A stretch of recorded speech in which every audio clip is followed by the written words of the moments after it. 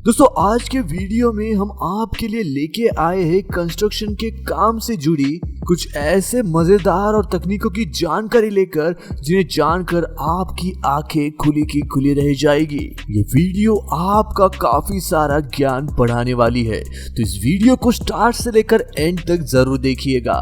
मैं आपसे वादा करता हूँ कि आप इस वीडियो से बिना ज्ञान लिए बिना नहीं जा सकते। पहले नंबर पर आता है कंक्रीट कास्टिंग अंडर वाटर। आपने जमीन से जुड़े हुए काफी कंक्रीट के काम देखे होंगे, लेकिन पानी के अंदर होता हुआ कंक्रीट का काम आपने शायद ही देखा होगा। जैसे कि आप वीडियो में देख सकते हैं, इसी कंक्रीट को अंडर वाटर में बनाने के लिए तैयारी की जा रही है। पानी में पहले से खड़े इस पिलर की मरम्मत करने के लिए सबसे पहले तल में मौजूद सारी रेती को सक करके ऊपर निकाल दिया जाता है और उस एरिया को साफ किया जाता है ताकि उसकी मरम्मत करने में आसानी हो और ये भी पता लगाने में आसानी होगी कि आखिर मरम्मत कहाँ करनी है। एक बार साफ सफाई करने के बाद पारंपरिक तरीके के मुताबिक ही कंक्रीट को एक जगह पर टिकाए रखने के लिए इसके बाजू में चारों साइड से वुडन प्लैंक लगाए जाते हैं ताकि कंक्रीट उससे बाहर न निकल पाए। इसके बाद वर्कर इन सलियों को पतली तारों से बांधकर इन्हें सही आकार दे देता है और फिर अंत में बारी आती है इस प्रक्रिया के मुख्य भाग की।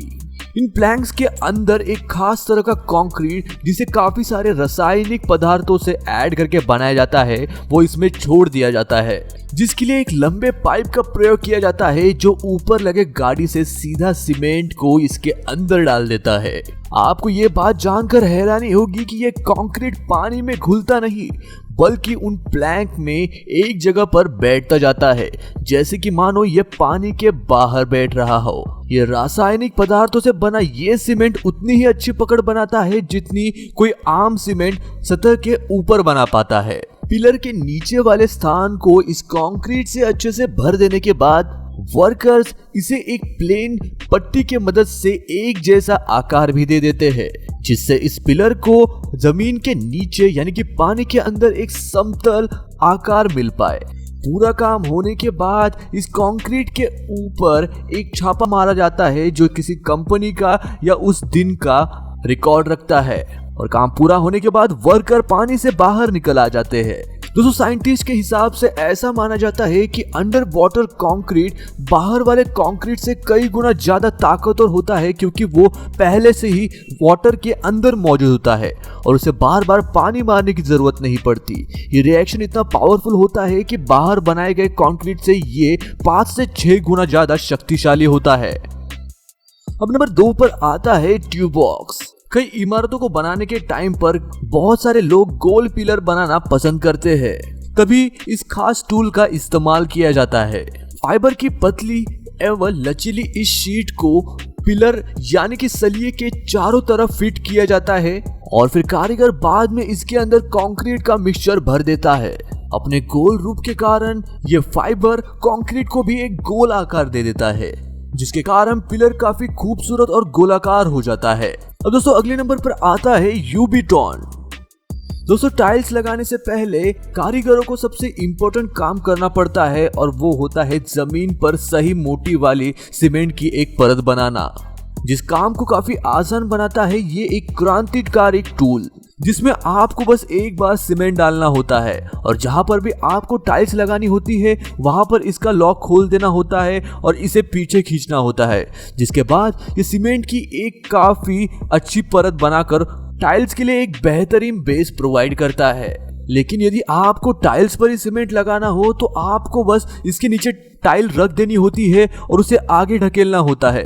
सीमेंट की एक अच्छी पतली परत इसके ऊपर अपने आप बनकर बाहर निकल कर आती है, जिसके बाद यदि आप किसी भी जगह पर इस टाइल को लगाते हैं तो एक काफी समतल लेवल बनकर सामने आती है। लेकिन इससे भी अच्छी बात यह है कि ये दिखने में काफी सैटिस्फाइंग नजर आता है।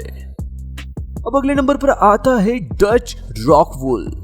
बहुत से देशों में लोग अपने घर का निर्माण करने के लिए थर्मल टेक्निक का इस्तेमाल करते हैं, जिसके लिए वो अपने घर की बाहरी दीवारों को बनाते समय उसके अंदर एक खाली जगह छोड़ देते हैं ताकि उस खाली जगह में थर्मल तकनीक का इस्तेमाल किया जा सके, जिसके लिए एक खास फोम रूपी द्रव को तैयार किया जाता है।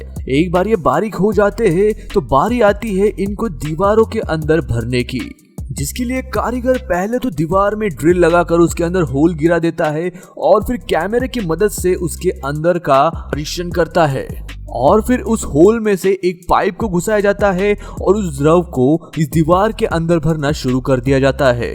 धीरे धीरे करके इस द्रव को दीवार में किए गए होल की मदद से पूरा भर दिया जाता है। एक बार पूरा भर देने के बाद इन होल्स को सील कर दिया जाता है ताकि वो द्रव बाहर न निकले और इस तरह बनाई जाती है थर्मल दीवारें। अब अगले नंबर पर आता है नेक्स्ट बिल्ड। दीवार बनाते समय कारीगरों के लिए सबसे परेशानी वाला काम यह होता है कि चिनाई करने के बाद जब सीमेंट नीचे गिर जाता है उसे सीमेंट को वापस उठाने का, लेकिन उस काम में उन्हें काफी सारा समय लग जाता है और काफी सारा सीमेंट भी उसी चक्कर में वेस्ट हो जाता है। उसी समस्या का समाधान करने के लिए इस खास नेक्स्ट बिल्ड नामक टूल का इस्तेमाल किया जा सकता है, जिसमें दीवार की चुनाई करते वक्त इसे बस उस दीवार की ईंटों के ऊपर रख दिया जाता है और बाद में आपको इसके अंदर बस सीमेंट डालना होता है। फिर ये अपने आप काफी सटीकता से उस लेवल में सीमेंट भर देता है, जिसके कारण सीमेंट नीचे भी नहीं गिरता और सही मात्रा में भी लग जाता है। इसके कारण सीमेंट की भी बचत होती है और समय की भी। इस टूल के काफी छोटे होने के कारण इसे कोई भी मिस्त्री काफी आराम से इस्तेमाल कर सकता है।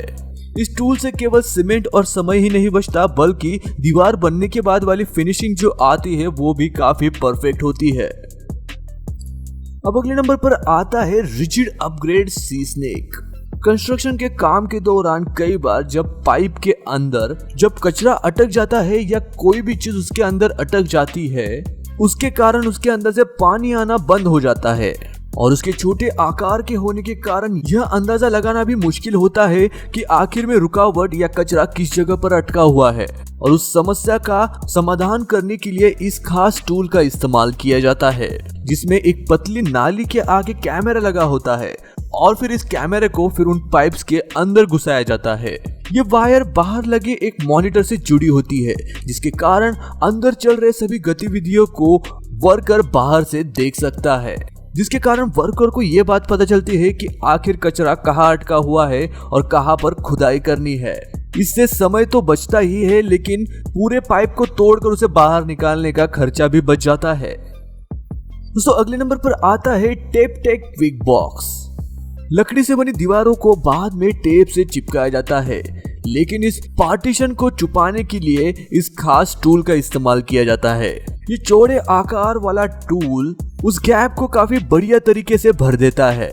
इस टूल के अंदर पुट्टी को डाला जाता है और फिर जब इस टूल को दीवार पर चलाया जाता है तो ये बड़े ही सटीक तरीके से उस पार्टीशन पर जोड़ लगा देता है। इस टूल के अंदर ठोस पुट्टी ही नहीं बल्कि नरम पुट्टी का भी इस्तेमाल किया जा सकता है, जिसके कारण इसे आम दीवारों पर पुट्टी लगाने के लिए भी इस्तेमाल किया जा सकता है।